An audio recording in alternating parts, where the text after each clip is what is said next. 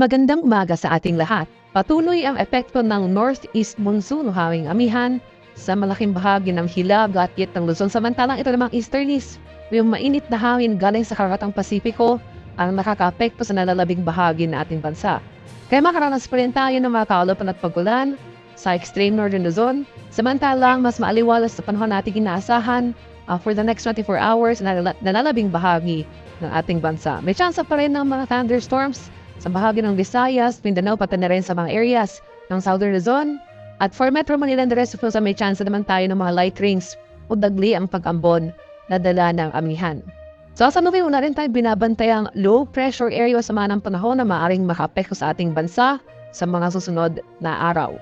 At para naman sa magiging lagay ng ating panahon ngayong araw dito sa Luzon, sa bahagi ng Batanes at Pabuyan Islands, makakaranas pa rin tayo ng mga kaulapan at mataas sa chance ng pagulan na dala ng northeast monsoon hanging amihan. Samantalang sa Southern Luzon sa mga areas, sa mga rehiyon ng Mimaropa at buong Kabikulan ay makakaranas naman tayo ng chance ng mga pulupulong pagulan na may papulo at pagkidlat na dulot ng localized thunderstorms. Metro Manila and the rest of Luzon, may chance naman tayo ng mga dagli ang pag-ambon na dala ng amihan.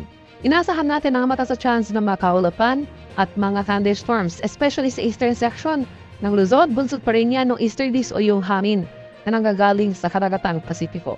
Sa bahagi naman ng Visayas at Mindanao, asahan pa rin natin magpapatuloy itong generally fair weather conditions at mataas rin yung chance ng mga thunderstorms, especially sa eastern section ng Visayas at Mindanao areas o sa mga rehiyon po ng Eastern Visayas, Caraga at Davao Region. Asahan natin pagsapit ng tanghali, posibleng mamoy yung mga kaulapan at babagsak yung mga malalakas na buhos ng ulan. Panandalian lamang yung mga pagulan na ito pagsapit ng hapon hanggang sa gabi.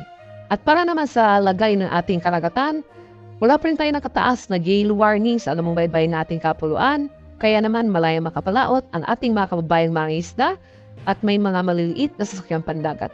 Iba yung pag-iingat pa rin sa ating mga kababayan na maglalayag, partikular sa mga dagat baybayin ng Luzon at ang eastern sections ng Visayas dahil makaranas pa rin tayo dyan ng katamtaman hanggang sa maalong karagatan.